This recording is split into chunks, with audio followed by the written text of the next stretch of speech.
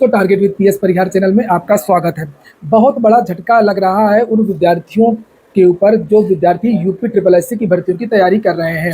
UP triple SC में बहुत सारी भर्तियां लंबित हैं, जिनके इंटरव्यू नहीं हो रहे हैं, जिनकी टाइपिंग नहीं हो रही है, जिनकी परीक्षा नहीं हो रही है। 20 से 22 भर्तियां ऐसी हैं जिनकी अभी परीक्षा होना शेष। ये देख सकते हैं, ये यूपी ट्रिपल एससी की नोटिस है और परीक्षा एजेंसी को लेकर ये नोटिस जारी हुई है। 24 सितंबर की डेट पड़ी है। लिखा है, उत्तर प्रदेश अध्ययन सेवा चयन आयोग द्वारा ओएमआर आधारित परीक्षा के संचालन से संबंधित कार्यकलाप बी हेतु ई निविदा टेंडर आईडी लिखा हुआ यहाँ पर के अंतर्गत निविदा का तकनीकी मूल्यांकन किया गया, जिसमें समस्त निविदादाता अनर्ह पाए गए हैं। अतः उक्त के दृष्टिगत आयोग के निर्णय के क्रम में ई निविदा निरस्त की जाती है। तो ये जो परीक्षा एजेंसी को लेकर के जो टेंडर था, वो टेंडर को निरस्त कर दिया गया है।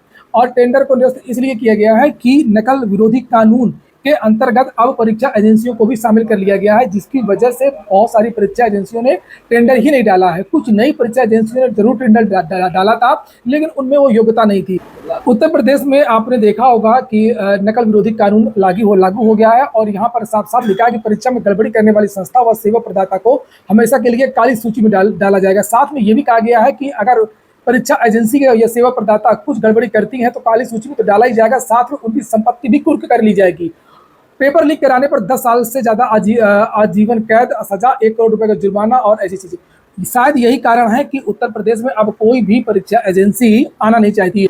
एक तो परीक्षा एजेंसी को लेकर के फिर से टेंडर जारी करने के लिए कहा गया है, जिसकी नोटिस अभी आपने देखी। इसी तरीके की जो सूचना है वो 4 सितंबर को समाचार पत्रों के माध्यम से आई थी कि अध्यक्ष पद के लिए जो आवेदन लिए गए थे तो उसमें भी कोई योग्य अध्यक्ष नहीं मिला, और जो अध्यक्ष पद के लिए विज्ञापन निकला था इसका साक्षात्कार भी हुआ था। 50 से ज्यादा लोगों ने आवेदन भी किया था, लेकिन एक भी यहाँ पर पूर्णकालिक अभी तक चेयरमैन नहीं है। ये कहा गया था इसी महीने, सितंबर के महीने में ही, कि फिर से इसके लिए विज्ञापन निकालेंगे और फिर से चेयरमैन की हम नियुक्ति करेंगे।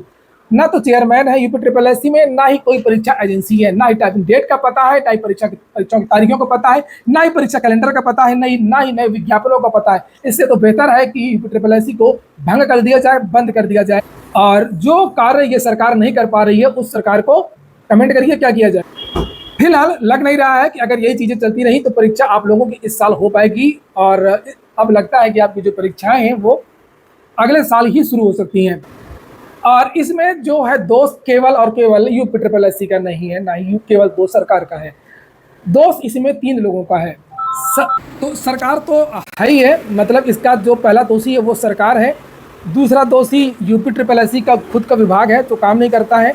तीसरा जो सबसे बड़ा दोषी है वो प्रतियोगी छात्र हैं। परीक्षाओं को कराने को लेकर के कल विद्यार्थियों ने एक धरना प्रदर्शन किया था। मैंने तो इसको लेकर के कल 3 वीडियो बनाए थे और कई टीवी चैनल्स ने भी दिखाया था, जहां पर विद्यार्थियों ने मांग की थी परीक्षा कराने को लेकर के, जिसे आप लोग यहाँ पर देख सकते हैं। और विद्यार्थी वीपीओ की परीक्षा, जूनियर असिस्टेंट की टाइपिंग, यहाँ पर पीईटी 2021-22 और जायज़ मांग थी इन विद्यार्थियों की। लेकिन ताज्जुब है कि किसी भी विद्यार्थी ने रुचि नहीं दिखाई। जिस तरीके से सरकार रुचि नहीं दिखा रही है, वैसे ही विद्यार्थी भी अपनी भर्तियों को लेकर के रुचि नहीं दिखा रहे हैं।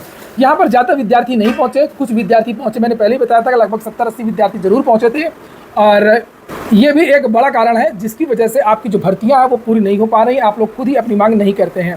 यूपी ट्रिपल एससी के खिलाफ अब कुछ बड़ा करना पड़ेगा, तभी कुछ हो पाएगा। शांतिपूर्वक तरीके से संवैधानिक दायरे में रहते हुए अपनी मांग को अच्छी तरीके से रखना पड़ेगा। ये हो गया आज का वीडियो। पूरा वीडियो सुनने के लिए बहुत बहुत धन्यवाद।